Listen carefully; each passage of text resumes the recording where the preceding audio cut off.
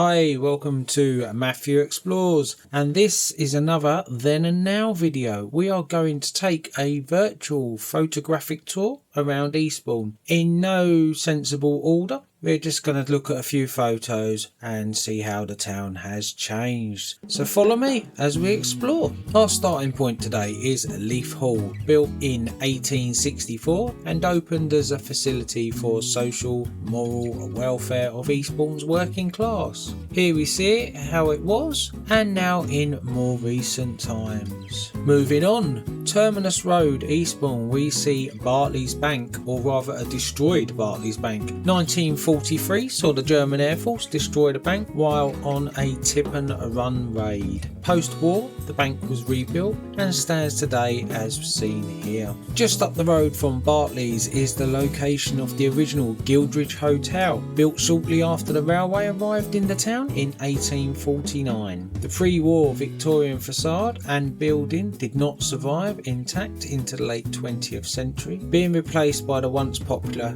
Gildridge pub. Happy memories for many of us in the town. And today, what we have today, the extended Arndown Centre, wiping out that area. Advancing on but going back in time, the railway, as I said, came to Eastbourne in 1849 and the building seen here was the original station. This small hut helped open Eastbourne up to the rest of the country, although the photo seen here is most likely taken after the first station was replaced and this building was moved to another area. Although the following photo here shows the location of the original station just west of the current station where the restaurant now stands. Leaving the town centre, this photo shows Eastbourne's Destructor Works on St Philip's Avenue. The site is still used for waste, although the furnaces are now gone, and now the recycling centre seen here has a less dramatic impact on the area. Once again, moving on, time to grab a drink. Unfortunately not here though. This is the Ocean Wave pub, once located on Latimer Road, Eastbourne, a busy pub since before the First World War. The Wave closed around 2010, although the building still stands, converted into the flats we see today.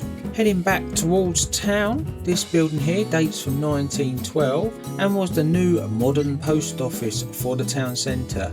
The building still survives as seen here.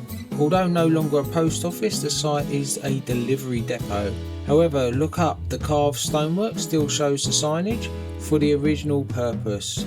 Just around the corner is the site of our next photo, opening in 1904 as a combined technical school and art school. This photo shows the Eastbourne Technical Institute. World War II and 1943 would see the building damaged beyond repair during German air raids, with the damage seen in this photo.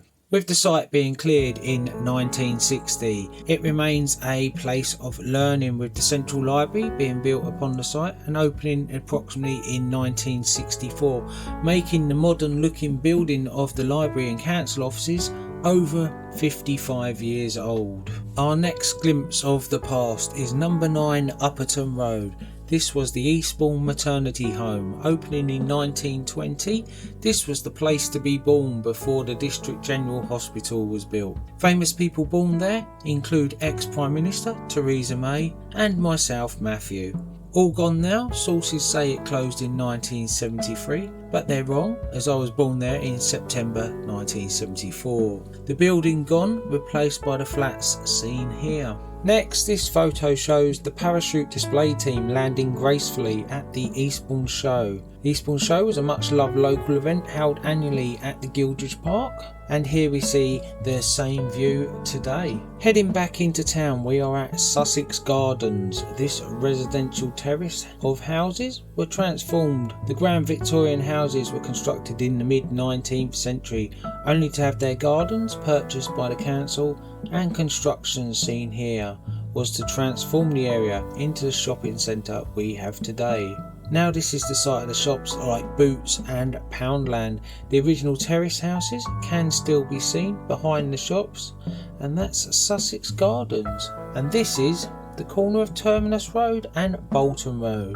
The ornate building seen here was built onto a residential property that can be seen if you look up. The building now modernised and is nationwide, with a modern facade covering up the ornate features from the past. Now we find ourselves in Cornfield Terrace. This photo from the 1930s shows Mansfield's garage, and it was converted into a retail site in the 1970s and today is occupied by Lakeland. Just up the road from Lakeland, our next view is of the War Memorial prior to the construction of the roundabout, and here is a comparable view in 2025.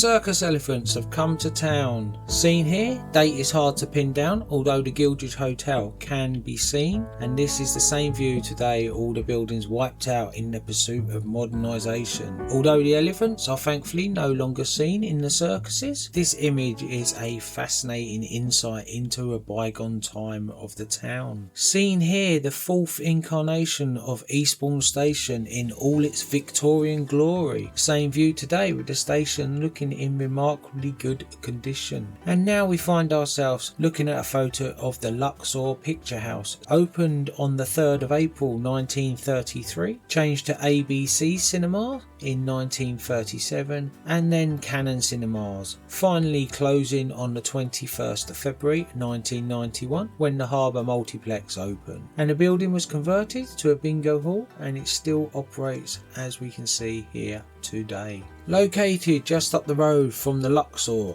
this photo shows the Eastbourne Corporation bus outside Bobby & Co.'s department store. Opened around 1910-11, the store transformed into Debenhams in later years due to takeovers and mergers. Look up when you're walking by and you will see the original signage for Bobby & Co. dated 1911. And today we see the same site, Debenhams gone and the site boarded up and falling into disrepair. The building causing a blot on the town centre, a sad situation for such a magnificent old building. Leaving the town centre, we are now in Old Town. This photo shows the entrance to St Mary's Hospital. Demolished in 1990, the site now a housing development. The road called Leveron Close is an acknowledgement of the past and a dedication to the hospital's head nurse, Mary Leveran. Just up the road from the site of St Mary's Hospital, this view here shows the side of the Lamb pub in Old Town with St Mary's Church on the right, and here the same view in 2025. The same view is not too dissimilar. And finally we are finishing in St Philip's Avenue. This photo shows the steam train on its way to the Destructor Works with its coal supply, and the same view in World War II as the line is hit by air raids causing significant damage.